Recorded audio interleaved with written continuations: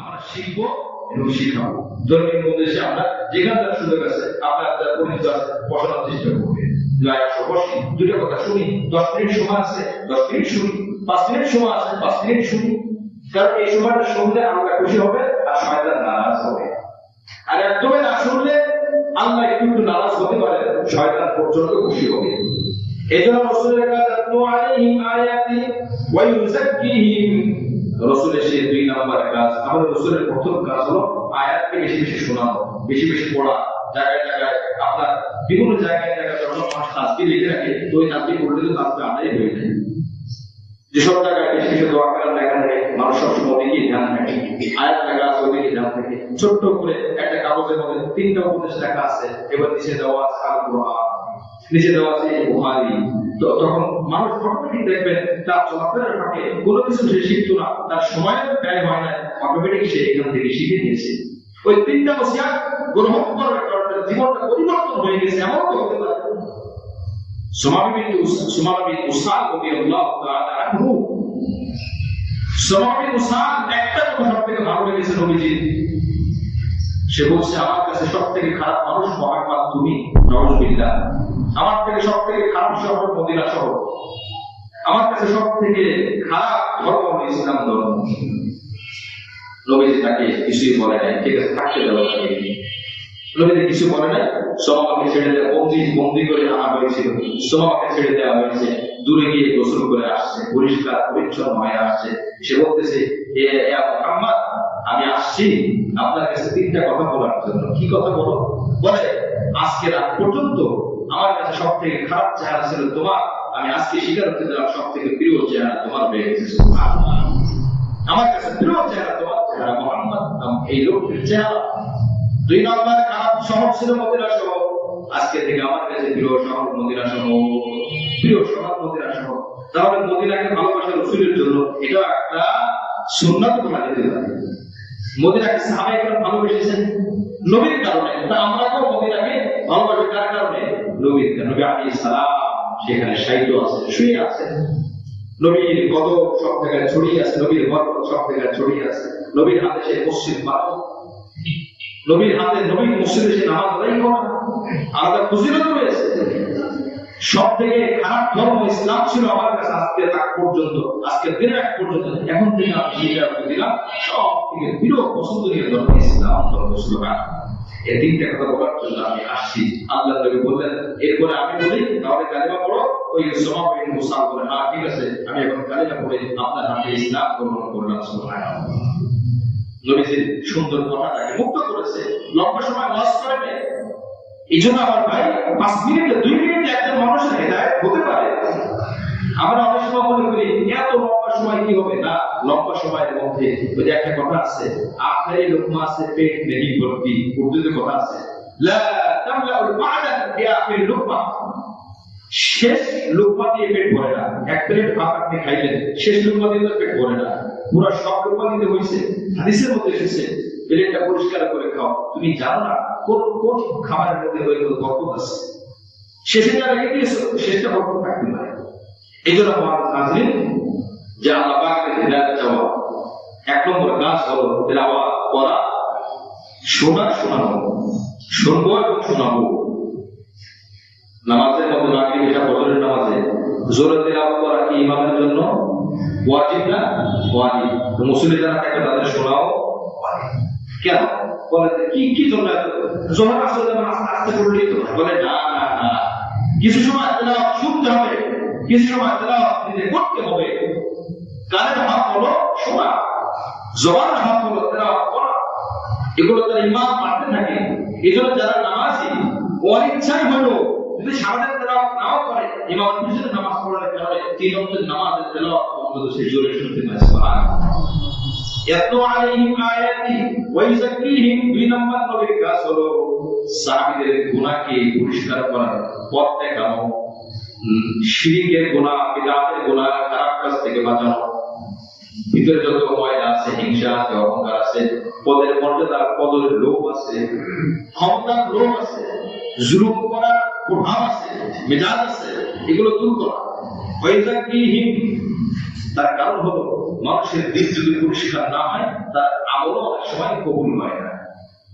নামাজের জ্ঞান অর্জন করা, নামাজের বাহিরে ভিতরে যারা খরচ, এই জ্ঞান অর্জন করা খরচ, রোজার জ্ঞান অর্জন করা খরচ, হজকারীর জন্য হজের জ্ঞান অর্জন করা খরচ, অন্যরকম দিল পরিষ্কার করাও খরচ, দিল পরিষ্কার করার জ্ঞান অর্জন করা খরচ। বলে কি জন্য? ভিন্ন ভিন্ন শরীয়ত তরিকা ইবাদতের বাহ্যিক সহিহ যে সমস্ত জ্ঞান অর্জন করতে হয় ওই জ্ঞানকে বলা হয় শরীয়ত। ইবাদতের ভিতরে আভ্যন্তরীণ কিছু জ্ঞান আছে, কিছু কাজ আছে, ওই কাজ ওই জ্ঞান অর্জন করাকে বলা হয় তরিকা। শরীয়ত ছাড়া তরিকা শুদ্ধ হয়, আবার তরিকা ছাড়া শরীয়ত পরিপূর্ণ হবে না। সহজে উদাহরণ, কিছু মানুষ আছে যারা নামাজ আদায় করার পরও আল্লাহ পাক বলেছেন যে এই নামাজের জন্য ধ্বংস। সে কিন্তু বাহিনীর ভিতরে 13 ফরজ আদায় করেছে, তারপরে ধ্বংস কেন? বলে ভিতরের কিছু ফরজ আছে, ওই বিধানটা সে মানতে পারে না। ভিতরের একটা ফরজ হলো যে কোনো কাজ আল্লাহকে দেখানোর জন্যই করবে। আচ্ছা বলেন, আল্লাহকে দেখানোর জন্য করা বা না করা, এটা কি বাহ্যিক কাজ? এটা কিসের কাজ? অন্তরের কাজ, কলবের কাজ, হৃদয়ের কাজ, রূহের কাজ। অন্তরের মধ্যে আল্লাহর জন্য তৈরি করা। যখন কারোর অন্তর ঠিক হয় না, অর্থাৎ আমি আল্লাহর জন্য করলাম না, তার মানে তার অন্তর অসুস্থ, এটাকে পরিষ্কার করে নাই, ওযু করে নাই, সে নামাজ আদায় করেছে, বাহ্যিকভাবে কিন্তু কোন মুফতি সাহেব বলবে না যে তার নামাজ হয় নাই। মুফতি সাহেব বলবে আপনার নামাজ যারা ফরজ আদায় করেছে, 14 ওয়াজিব আদায় করেছে, বলে করেছে, তাহলে আপনার নামাজ শুদ্ধ হয়ে গেছে, মাসআলা কিন্তু শুদ্ধ হয়ে গেছে। কিন্তু পরোক্ষ একটা ফতোয়া আছে, ওই ফতোয়ার বেড়া বেড়া করে গিয়েছে। পরোক্ষ ফতোয়া হলো যে তুমি তোমার এই দিলটাকে শুধরাবা, আল্লাহর জন্য করছি, আল্লাহর জন্য হয় না যেহেতু, এটা আমি আল্লাহই ভালো জানি, সুতরাং তোমার জন্য আমি আল্লাহ বলে দিলাম ফাওয়াইদুল লিল মুসাল্লিন আল্লাযীনা হুম আন সালাতিহিম সাহুন। মুসল্লিদের জন্য ধ্বংস, নামাজ পড়ে ধ্বংস কামায় না। কি জন্য বলেন তো? এই মুসল্লি কি ওযু করে না এই জন্য? কি বলেন? কাপড় পরিষ্কার না এই জন্য? না না না না, সব ঠিক আছে, অন্তরটা খারাপ। অন্তরের মধ্যে যখন পদের লোভ, সম্পদের লোভ বের করতে না পারে, তখন বড় বড় হারাম কাজ সে করে ফেলে। সম্পদের লোভ থেকে অন্তরটাকে পরিষ্কার করা খরচ, তা না হলে কি হবে? জুলুম নামক অপরাধে সে জড়িত হয়ে যাবে। জুলুম করা শেখায় অন্তর, যে অন্তরে নাপাক রয়েছে, পদের সম্পদের লোভ রয়েছে, জুলুম করে অন্যায় করে অন্যের সম্পদ সে গ্রাস করে। সে এই যে জুলুম যে করলো, খারাপ কাজ করলো, কি কারণে করলো? ওরা তার অন্তরের কারণে করছে। অন্তরটা যদি ঠিক করতো, মন যদি ঠিক করতো, তাহলে সে জুলুম করতো না। অনুরূপভাবে পদের লোভ, ক্ষমতার লোভ, ক্ষমতার লোভের কারণে ক্ষমতা টিকিয়ে রাখার জন্য মানুষকে হত্যা করে, মানুষের রক্ত শোষণ করে, মানুষের রক্ত খায়। বলে এই যে জুলুমটা যে করলো, কিসের কারণে করছে? অন্তরের কারণে করছে। ভিতরে কারণ সভ্যে যা করবে মা, সম্পদের লোভ আর ক্ষমতার লোভ, এটা দিলের কাজ, এটা হাতের কাজ না, এটা জবানের কাজ না, লোভ এটা অন্তরের কাজ। ওই ব্যক্তি তার অন্তরটাকে শুধরাইতে পারে নাই, সে নেতা নেত্রী হয়েছে, সে প্রধানমন্ত্রী হয়েছে, সে মানুষের উপরে জুলুম করেছে। আমার ক্ষমতা টিকিয়ে রাখার জন্য মানুষের রক্ত প্রবাহিত করবো, মানুষকে হত্যা করবো, যায় না। এই যে যায় না, মানুষের রক্তের কোন মূল্য আমার কাছে নাই। এর মূল কারণ কি বলেন? তার আত্মা না, তার অন্তর। তার অন্তর ঠিক নাই। এই অন্তর ঠিক না হওয়ার কারণে, ফরজ বিধান না মানার কারণে সে মানুষকে হত্যা করে, সে খুনি হয়, মানুষের উপর জুলুম করে সে জালেম হয়। কি বলে কথা ঠিক কিনা? এই অন্তর ঠিক নাই। এই যে অন্তর পরিষ্কার করা ফরজ, নামাজ সহি হবে না, হজ সহি হবে, নামাজ কবুল হবে না, হজ কবুল হবে না, অন্তর পরিষ্কার না করলে। অধৈর্য হওয়া নিষেধ, অধৈর্য হওয়া নিষেধ। অধৈর্য আর ধৈর্য এটার কাজ কিন্তু অন্তরে। যদি এই অন্তরটা, সেই জন্য নবী আলাইহিস সালাম দোয়া করেছে, আল্লাহ আমার অন্তরটাকে ধৈর্যশীল অন্তর বানিয়ে দেন, আমাদেরকে আল্লাহ ধৈর্যশীল বানিয়ে দেন। আমিন। কি বলছে? আল্লাহ আমার অন্তরটা ধৈর্যশীল বানিয়ে দেবে। যদি কারো অন্তর ধৈর্যশীল হয় সে ধৈর্যের পরিচয় দেবে, আর যদি অন্তর ধৈর্যশীল না হয় তো সে অধৈর্যের পরিচয় দেবে। আল্লাহ হুকুম লঙ্ঘন করবে, অথচ নামাজ ছেড়ে দিবে, অথচ এবারকে গালি দিবে। এটা হলো অন্তরের ক্ষতি। এই জন্য আমার কস্তুস সাবিল নাম কি বলে? কস্তুস সাবিল, ক ছ দয়স্য দন্তস, কস্তুস সাবিল বাংলায় লেখা আছে, বাংলায় বইটা আর আশরাফুল থানভী রহমাতুল্লাহ লেখা। এই বইয়ের শুরু থেকে এই কথাগুলো পাবেন। আপনি নিজে চিন্তা করে পড়বেন, আপনি সব সমাধান পেয়ে যাবেন। তো কঠিন লেখা না, কস্তুস সাবিলের মধ্যে আপনি শুরুতে পেয়ে যাবেন। কারণ যদি অন্তর ঠিক না হয় তার জিহাদ ও সন্ত্রাস হয়ে যাবে। অন্তর ঠিক না হয় নামাজ ধ্বংসের কারণ হয়ে যাবে। অন্তর ঠিক না হয় দিনের সমস্ত কার্যক্রম দুনিয়া হয়ে যাবে, দুনিয়া হয়ে যাবে। সাহাবায়ে কেরাম বাজারে যাইতেন, খালি ব্যাগে গেলেন, খালি ব্যাগে আসলেন। বলে বাজারে গেলেন কি জন্য? খারাপ জায়গায়।